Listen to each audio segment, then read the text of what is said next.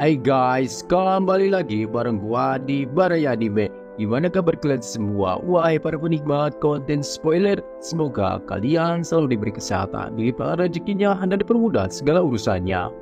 Di video kali ini, gua mau bahas manhwa berjudul Evolution Begin with a Big Tree, di mana kisah ini bercerita tentang seorang manusia yang bereinkarnasi ke dunia yang dipenuhi dengan spiritual. Namun, seseorang itu tidak menjadi manusia, melainkan menjadi sosok pohon jurik. Pohon jurik itu bernama Yuziyu. Saat ini, ia telah memulai alur evolusi tanpa batas untuk bertahan hidup. Apakah itu adalah kekuatan ilahi atau sebuah kutukan? Buat kalian yang belum nonton part pertamanya, link gua taruh di deskripsi. Oke lah, biar gak banyak cocok di awal, kita langsung saja gas ke pembahasannya. Cerita dimulai di kediaman Xiaoling. Petugas dari biro mengikuti tangisan warga desa hingga ia sampai di tempat itu. Dan dalam perjalanannya ke sana, si petugas merasakan energi spiritual yang sangat lemah dari gadis yang ada di hadapannya. Pembersihan energi spiritual jiwa atau resonansi jiwa. Proses itu terjadi secara berbeda-beda untuk setiap orang. Sesekali ada orang yang tertidur selama semalam dan keesokan harinya dia berhasil melakukan kebangkitan. Dan untuk beberapa orang mereka bahkan tertidur selama 3 hari atau lebih. Si petugas melihat partikel yang dipancarkan oleh Xiaoling itu adalah elemen langka, yaitu elemen api. Kemudian, si petugas mengeluarkan sebuah potion berwarna merah dari tasnya. Itu adalah potion yang dapat mengekstrak energi spiritual dari udara dan mengisi kembali energi spiritual. Kemudian, Shin beralih ke tempat Yuziyu berada. Di sana, ia sangat khawatir dengan keadaan Xiaoking. Setelah diberikan cairan esensi kehidupan, Xiaoking saat ini berada di beginner level 5 atau hanya naik 2 level saja. Esensi kehidupan yang diberikan oleh Yuziyu tidak memberikan terobosan besar, tetapi Xiaoking merasa spirit soul datang kepadanya dari segala arah. Itu terjadi berkat potion yang digunakan oleh si petugas. Kekuatan yang dipancarkannya sangat luar biasa, hingga mengeluarkan cahaya berwarna merah yang dapat dilihat dari kejauhan. Tidak lama kemudian, secara ajaib Xiaoking terbangun dari pingsannya. Kakeknya sangat senang cucunya telah tersadar. Warga di sana yang menyaksikan kejadian ini sangat takjub dengan pengobatan yang dilakukan oleh si petugas biro. Apa yang dilakukannya seperti sebuah keajaiban. Euforia orang-orang di sana berbanding terbalik dengan si petugas karena kejadian ini tidak mungkin terjadi. Proses penyembuhan oleh potion merah itu rata-rata paling cepat membutuhkan waktu setengah hari. Dalam hatinya, ia bertanya-tanya apa mungkin gara-gara bakat elemen yang dimiliki Xiaoling terlalu mengerikan. Akan tetapi yang menggerakkan tubuh Xiaoling adalah kakaknya, yaitu Xiaoking. Bagi yang belum kenal siapa itu Xiaoking dan Xiaoling, tonton dulu part sebelumnya ya guys. Xiaoking yang telah menjadi spiritual roh berhasil memasuki tubuh Xiaoling. Walau belum terbiasa dengan tubuh adiknya, tetapi ia akan berusaha secepat mungkin untuk beradaptasi. Yuziyu yang mengetahui orang-orang dari biro akan menginap di sana, meminta Xiaoking untuk mengorek informasi dari mereka soal dunia luar. Malam pun tiba, terlihat orang-orang tengah merayakan pesta karena Xiaoking sudah sadar dari komanya. Si kakek bertanya kepada salah satu petugas biro yang merupakan pemimpin ekspedisi mereka bernama Chen Yang Hong. "Hei tuan, kenapa tidak ikut pesta bersama kami?" ucap si kakek. Petugas Chen menjawab kalau besok ia masih ada misi, jadi harus tetap menjaga kesehatannya. Di sisi lain, Xiaoking nampak gugup.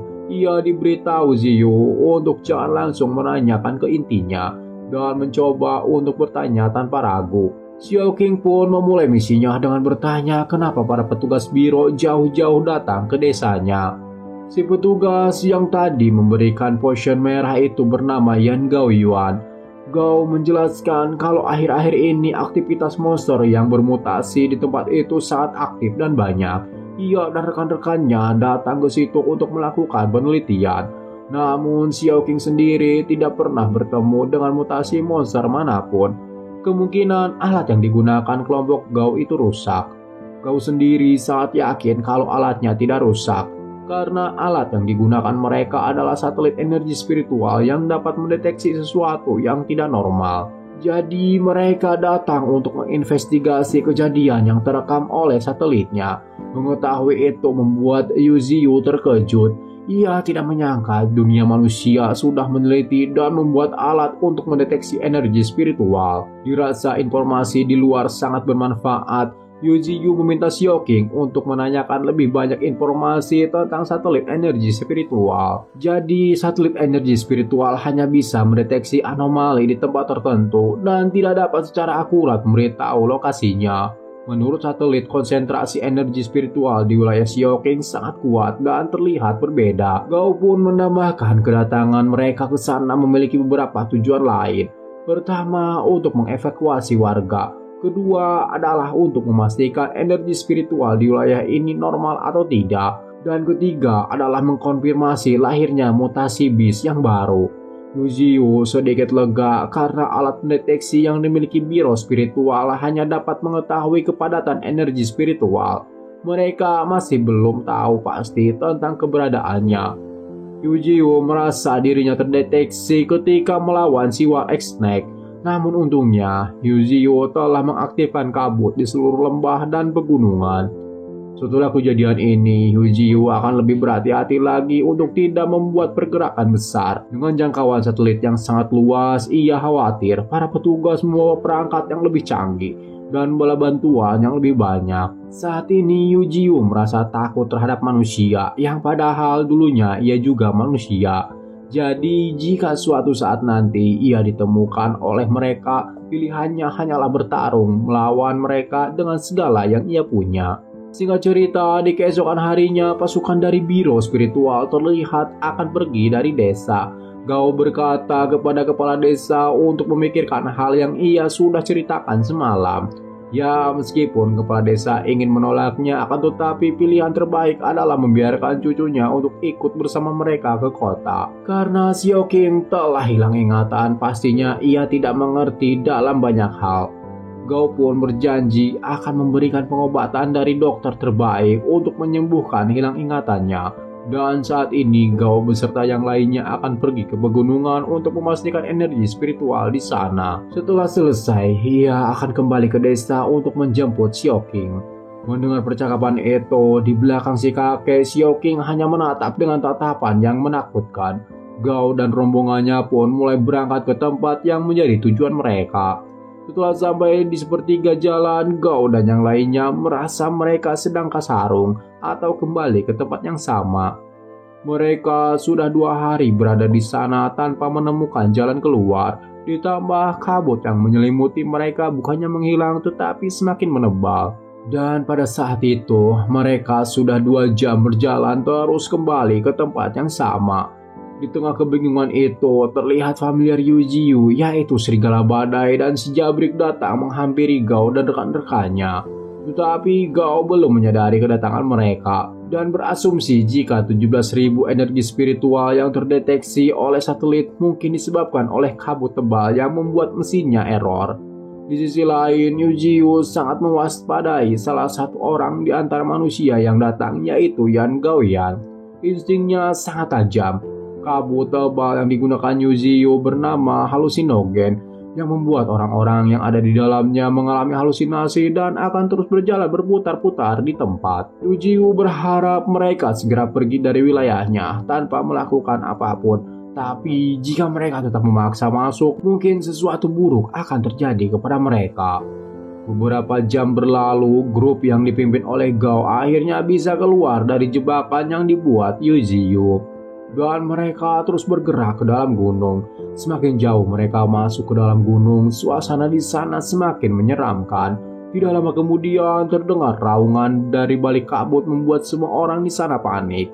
Chen pun memperingatkan rekan-rekannya yang lain untuk terus bersiaga dan terus memperhatikan daerah sekeliling karena jika mereka benar-benar bertemu dengan kawanan serigala di dalam kabut setebal itu, maka mereka bisa berada dalam bahaya. Lalu tiba-tiba di balik kabut terlihat 2 bola mata merah bersinar yang langsung melahap Chen. Gigi tajam itu menancap di perutnya. Gao sangat terkejut melihat monster yang menyerang Chen adalah serigala badai. Pasukan yang lain pun refleks menembaki serigala itu. Akan tetapi, senjata yang mereka gunakan tidak mempan, malah peluru-peluru itu kembali kepada si penembak. Gao melompat ke udara dan langsung menendang kepala si serigala hingga terluka cukup parah.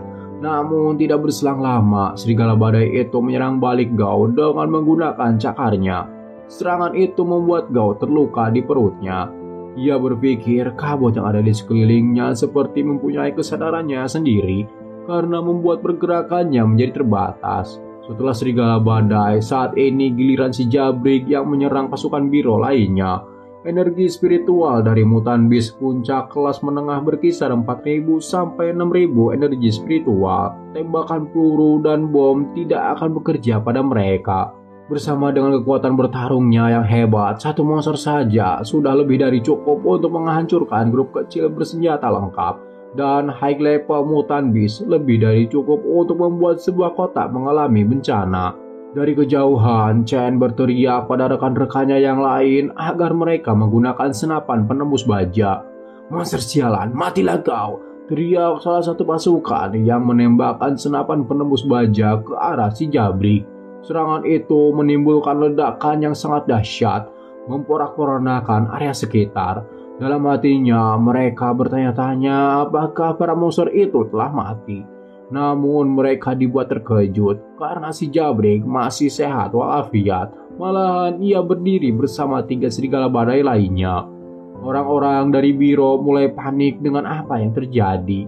Chen cukup frustasi. Ia merasa mungkin di hari itu adalah hari terakhir ia hidup di dunia. Dari kejauhan, Yuziyu memperhatikan mereka. Ia beralasan sebelumnya Yuziyu sudah memperingatkan orang-orang Biro spiritual dengan adanya kabut dan halusinogen. Tetapi mereka sepertinya cari mati dan terus merangsek masuk ke dalam hutan. Jadi Yuziyu harus bersikap tegas agar mereka kapok untuk kembali ke hutan. Merasa kekuatan mereka bagai langit dan bumi, Gao yang terluka memerintahkan pasukannya untuk mundur, karena jika diteruskan mereka bisa saja tewas. Singkat cerita, Gao dan pasukannya tergopoh-gopoh berjalan kembali ke desa. Ia cukup kesal karena si Jabrik langsung menargetkan dirinya setelah Gao menyerang si Jabrik. Pada akhirnya si Jabrik tertembak oleh 2 senapan penembus baja. Gao sangat yakin kalau monster itu tidak akan selamat. Namun mereka juga tidak benar-benar memenangi pertarungan karena 6 dari rekan mereka menjadi korban. Kemudian Shin berpindah ke tempat Yuziyu berada. Ia cukup lega karena ia berhasil mengusir para manusia itu. Ia yakin mereka tidak akan kembali lagi dalam waktu dekat. Meskipun sebenarnya Yuziyu ingin membunuh mereka, tetapi jika itu dilakukan ditakutkan malah makin banyak pasukan yang akan datang. Yujiu berharap kabut tebal dan binatang liar menghambat investigasi para agen Biro spiritual. Sampai mereka kembali lagi, Yujiu harus terus berevolusi sampai titik di mana manusia tidak sebanding lagi dengannya. Yujiu pun menanyai Xiaoqing situasinya saat ini di desa. Xiaoqing menjelaskan kalau tubuhnya sedang berada di mobil bersama tim Biro yang berbeda dan sedang menuju departemen misteri. Ia mempertanyakan apakah dirinya harus terus tinggal di tubuh Xiaoling dari mulai saat ini. Yujiu menjawab untuk saat ini Xiaoqing menjadi seorang mata-mata karena ini adalah kesempatan emas yang sempurna untuk masuk ke dalam lingkaran umat manusia. Di dalam mobil, kedua orang itu saling berbisik soal wajah Xiaoqing yang rupawan. Namun semua berubah ketika Xiaoqing mendadak tertidur di mobil. Bukan tanpa alasan, Xiaoqing tertidur karena roh spiritualnya sudah tidak bisa menahannya lagi. Xiaoqing sudah hampir 15 jam mengendalikan tubuh Xiaoling. Sepertinya itu ada batasnya. Yujiu pun berniat untuk memberikan cairan esensi kehidupan secara teratur di masa depan. Ia berharap itu dapat membantunya meningkatkan jangka waktu pengendalian tubuh Xiaoling. Khusus bagi Xiaoqing, cairan kehidupan tidak hanya membantu memelihara jiwanya, itu juga dapat membantu meningkatkan kecepatan evolusi. Oleh karena itu, cairan kehidupan bagaikan harta karun baginya. Xiaoqing juga terlihat sangat senang setelah mendengar semua itu dari Yuziyu. Beberapa waktu berlalu, para serigala badai telah kembali dari tugas mereka menghadang pasukan dari Biro spiritual. Akan tetapi, si Jabrik sepertinya terluka cukup parah hingga tubuhnya harus dibawa oleh serigala badai. Terlihat dari luka-lukanya, sepertinya si Jabrik mengalami pertarungan yang sangat kejam dengan seseorang yang bernama Yan Gaoyuan. Dan sekarang kondisi si Jabrik dalam keadaan sekarat. Dalam keadaan tubuh si Jabrik seperti sekarang, jika Yu Jiu langsung memberikan cairan esensi kehidupan, tubuhnya mungkin akan langsung meledak. Yu Jiu pun memikirkan sesuatu yang selama ini menjadi teorinya. Ia lalu menjulurkan akar-akar yang sudah berevolusi ke sebuah sungai. Menggunakan akarnya yang lain, Yu Jiu menarik aliran sungai ke arahnya. Setelah terbentuk menjadi sebuah kolam, langkah terakhirnya meneteskan cairan esensi kehidupan ke kolam itu, membuat aura dipancarkan sangat indah. Monster-monster yang lain sangat berantusias ingin langsung menyemplung ke sana. Tapi kolam itu hadiah bagi familiar Yu Jiu yang terluka karena menjalani tugas darinya. Setetes cairan esensi kehidupan dapat mengubah kolam air biasa menjadi kolam spiritual yang berguna untuk memulihkan bagian tubuh yang terluka. Ya, meskipun ini tidak bisa dibandingkan dengan sungai Linghe yang berada di bawah tanah. Linghe adalah aliran sungai di bawah tanah yang kaya akan energi spiritual. Karena sungai energi spiritual itu akan pohon jiu yang menutupi tanah terus-menerus menyerap energi spiritual yang ada di dalamnya. Hanya dalam 10 hari, batang utamanya menjadi tebal satu lingkaran dari sebelumnya. Sungai energi spiritual bawah tanah sangat bermanfaat bagi Yu Jiu. Jadi itu juga pasti sama dengan yang lain. Sesuatu yang berharga seperti ini sangat mungkin untuk menjadi sumber daya yang akan diperebutkan banyak orang di masa depan. Shin lalu berpindah memperlihatkan Xiaoke yang telah sampai di kota. Saat ini ia berada di tempat yang bernama Excellent Research Institute. Gao memberitahu Xiaoqing jika ketua di sana telah menunggunya. Karena belum diketahui namanya, kita sebut saja Atau Abah. Atau Abah menanyakan hasil ekspedisi mereka di sana. Namun dilihat dari kondisi Gao saat ini, Atau Abah merasa ia mendapatkan kesulitan di sana. Gao sendiri mengakui kemungkinan besar sesuatu telah berubah di gunung itu, dan keberadaan mutan beast memang benar adanya. Dari pendapat pribadinya, Gao menerangkan kabut tebal yang menyelimuti gunung berefek pada spirit manusia. Sejenak Atau Abah berpikir mendengar dari cerita Gao. Situasi di sana cukup mengkhawatirkan dan cukup sulit untuk dijelaskan. Tapi menilai dari kabutnya yang tidak terlalu berbahaya, Atau Abah akan memberi tanda wilayah itu sebagai Yellow Zone. Dan jika situasi semakin tidak terkendali, maka status akan ditingkatkan menjadi Red Zone. Sebelum keluar ruangan, Gao memberitahu Atau Abah jika dirinya membawa seseorang yang memiliki bakat elemen api. Menurutnya di generasi ini mungkin dialah yang terkuat. Kemudian kita dijelaskan tentang pembagian zona yang ada di dunia itu. Yang pertama, Green Zone, di mana tempat ini adalah tempat yang paling aman untuk ditinggali. Kedua, Yellow Zone. Tempat ini masih bisa ditinggali oleh manusia, namun terdapat bahaya di sana dan biro spiritual harus tetap waspada. Ketiga adalah Red Zone, di mana seluruh manusia yang tinggal di tempat ini dalam pengawasan penuh dan tanda area sangat berbahaya. Terakhir dan yang paling berbahaya, area terlarang, di mana semua manusia dilarang tinggal di sana. Bahkan sebelum muncul energi spiritual, tempat ini sudah menarik perhatian seluruh dunia. Dan setelah munculnya energi spiritual, tempat ini menjadi tempat yang benar-benar terlarang, di mana tidak ada satupun makhluk hidup yang bisa memasukinya. Tempat itu adalah segitiga Bermuda. Yu Jiu cukup beruntung, meskipun diberi label Yellow Zone yang berada dalam pengawasan nasional, ini tidak begitu diperhatikan, tetapi tetap dalam kategori bahaya. Karena hampir di seluruh belahan bumi kecuali untuk beberapa kota besar, kebanyakan wilayah tersebut sudah menjadi Yellow Zone. Dan Shen kembali ke tempat di mana Yu Jiu berada. Di sana si Jabrik sedang berkelahi dengan Ping si rubah api. Karena perbedaan level yang cukup jauh, si Jabrik dapat dikalahkan dengan mudah. Para penonton pun bersorak gembira melihat pertunjukan mereka berdua. Si Jabrik yang sudah babak belur masih ingin melawan Ping, tetapi Yu Jiu menghentikan perkelahian mereka. Si Jabrik yang kesal pun memilih pergi dari tempat itu.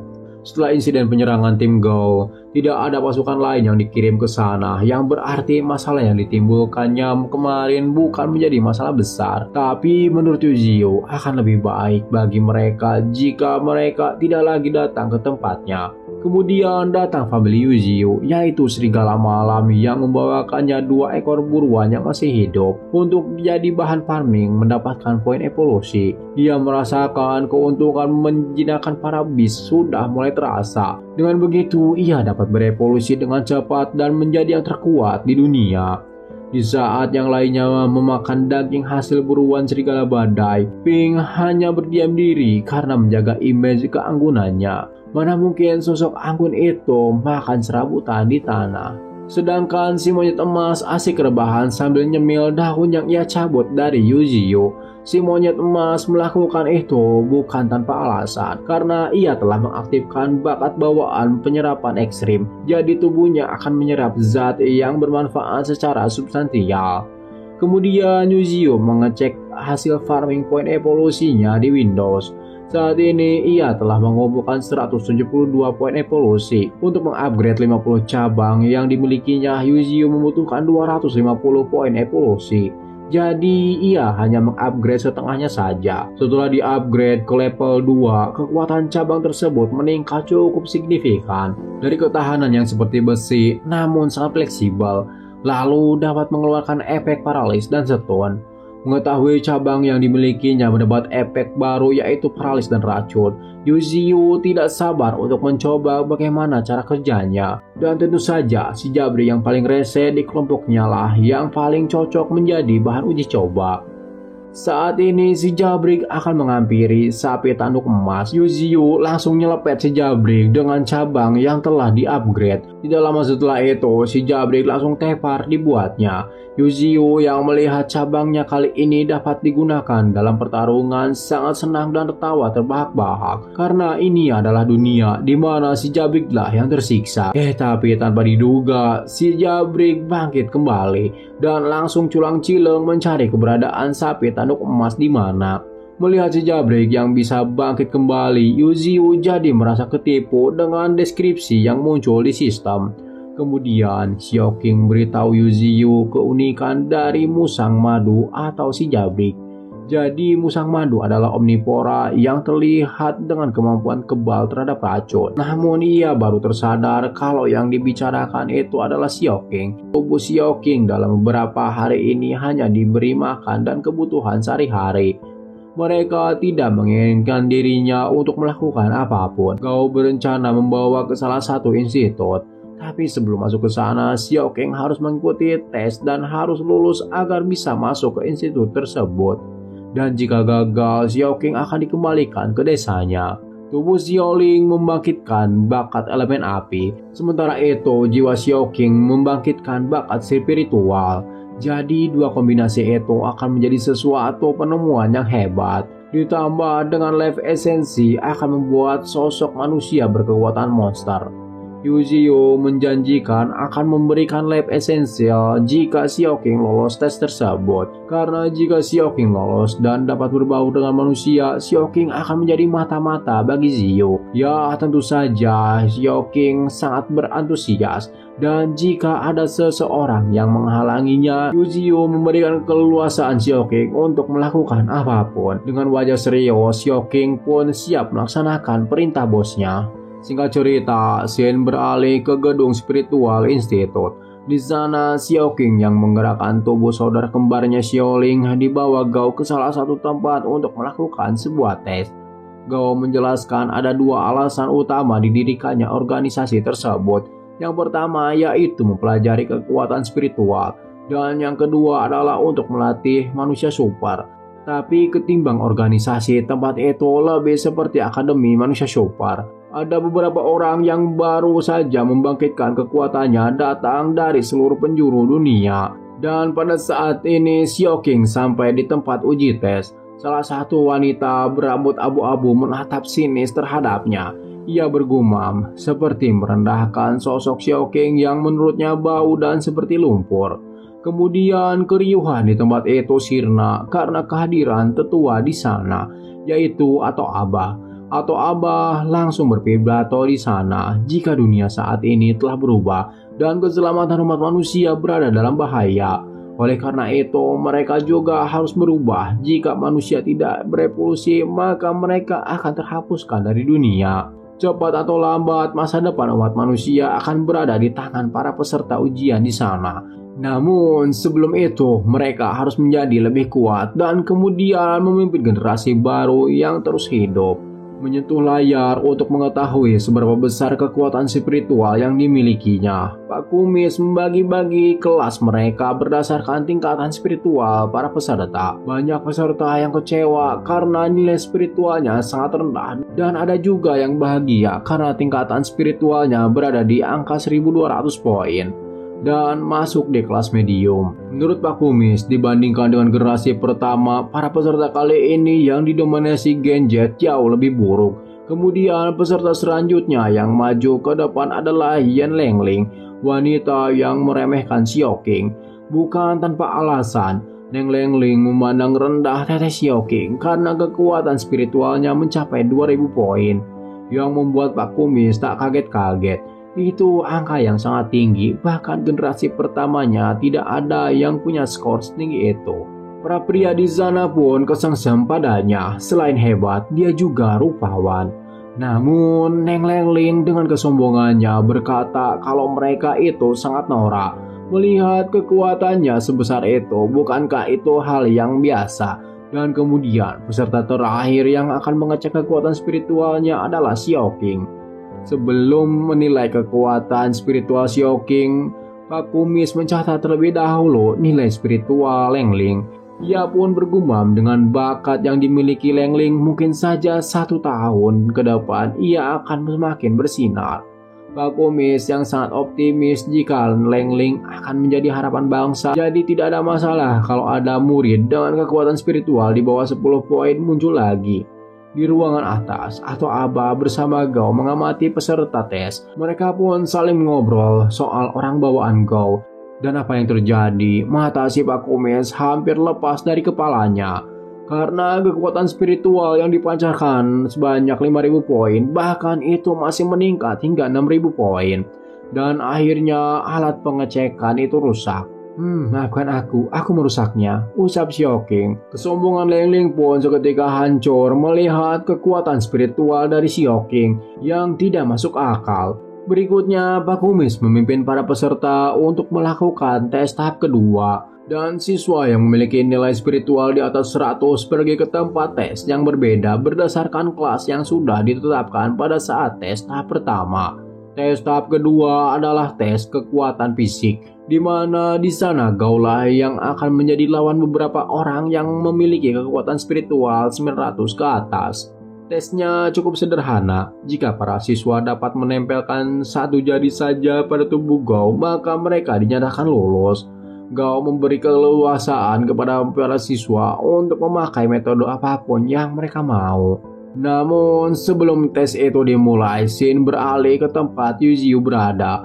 Ia sangat takjub dengan pemandangan di sana. Tapi si Jabrik nggak sopan merocot di hadapan Yuziu. "Sialan, apa kau mau mati? Pergi sana!" teriak Yuziu merasa kesal. Kemudian Xin kembali ke tempat tes tahap kedua. Di sana para peserta sudah banyak yang tumbang. Neng Lengling bahkan Teteh Xiaoqing yang memiliki tingkat spiritual luar biasa kewalahan menghadapi Gao. Hanya 10 menit waktu yang tersisa. Gao mengancam jika mereka tidak berusaha lebih keras lagi maka mereka akan tereliminasi. Xiaoqing yang mengemban tugas berat itu dari Yuziu untuk dapat lolos ujian, dirinya memanas dan memancarkan aura kuning layaknya Super Saiyan. Ia pun meluncur dengan cepat ke arah Gao. Akan tetapi Gao dengan mudah menghindarnya. Ia terus memancing emosi Xiaoqing dengan berkata kalau dengan kekuatan seperti itu Xiaoqing tidak akan bisa menangkapnya. Sontak Xiaoqing menambah kecepatannya. Sing sing sing sing. Kilatan cahaya kuning memancar di ruangan. Itu bukanlah skill yang bisa dimiliki oleh seorang pemula. Walau bisa menghindar, Gao semakin terpojok. Ia sudah tidak bisa memprediksi gerakan-gerakan Xiaoqing. Hingga di suatu titik ketika Gao yang sudah mati langkah dan Xiao Qing yang sudah hampir dekat penangkapan Gao, tiba-tiba si Leng Ling menggunakan trik curang. Ia memanfaatkan momen itu untuk menendang Xiao Qing dan berhasil memegang tubuh Gao yang kehilangan konsentrasinya karena melihat Xiao Qing menghantam dinding. Pak Kumis pun berkata kalau tes tahap kedua telah selesai. Lalu Gao pun bergegas menghampiri Xiao Qing yang terluka. Matanya melotot dan kepalanya mengeluarkan darah. Ia pun teringat kata-kata Yuzio. Jika ada yang menghalang jalannya, ia harus melakukan apapun untuk menghilangkannya. Saat terdiam itu, Leng Ling masih saja mengoceh. Ia berkata kalau kekuatan 6.000 poin spiritual itu seperti angan-angan. Karena hanya segitu saja kekuatannya. Dan yang paling parah lagi, Leng Ling menganggap Xiao Qing pecundang lalu menyuruh Xiao Qing untuk kembali saja ke dasar gunung. Aku harus menyingkirkan semua yang menghalang jalanku. Sing duar! Leher Leng Ling dicekek lalu tubuhnya dihantamkannya ke tanah. Dengan rasa takut yang menyelimuti pikirannya, Leng Ling meminta Xiao Qing untuk melepaskannya karena tes sudah berakhir. Saat Xiao Qing akan mengeluarkan fatality-nya, Leng Ling merengek. Ia mengaku salah dan meminta maaf. Akan tetapi, Xiao Qing hanya mengikuti satu perintah, yaitu Yuzio. Satu pukulan dilapisi cakra api melesat ke arah wajah Leng Ling. Namun, Gao dengan cepat menahannya. Hei, sudah cukup. Kau juga lulus, ucap Gao kepada Xiao Qing yang membuatnya menghentikan serangannya. Sebetulnya di tes ini tidak ada yang tereliminasi. Gao melakukan itu hanya untuk memotivasi agar para peserta melakukan yang terbaik. Bak Mak yang lagi ngambek terus dikasih duit segepok. Aura Xiao Qing pun 360 derajat langsung berubah menjadi baik. Di bawah lantai terlihat Leng Ling pingsan karena syok atas apa yang terjadi padanya.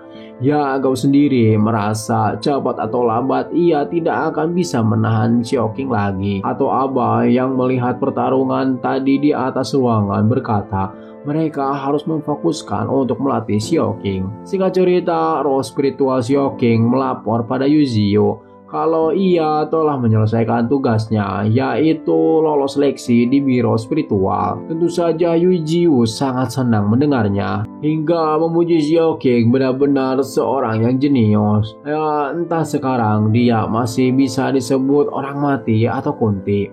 Warga desa Dashan, tempat tinggal Xiao Qing, dievolusi dari sana karena sudah ditetapkan wilayah itu menjadi yellow zone dan mereka akan menjalani kehidupan baru di kota ini. Ya, demi masa depan yang lebih cerah, mereka harus pergi meninggalkan Gunung Tianshan. Waktu terus berlalu dengan cepat, musim dingin pun telah tiba. Selama waktu itu, Yuzio terus mengevolusikan cabang-cabangnya. Tapi krisis tidak berhenti hanya karena musim dingin. Bau kematian dan darah mulai muncul kembali ke permukaan bumi. Shin pun diperlihatkan sebuah siluet dari monster yang sangat besar. Apakah dia adalah sumber dari bencana?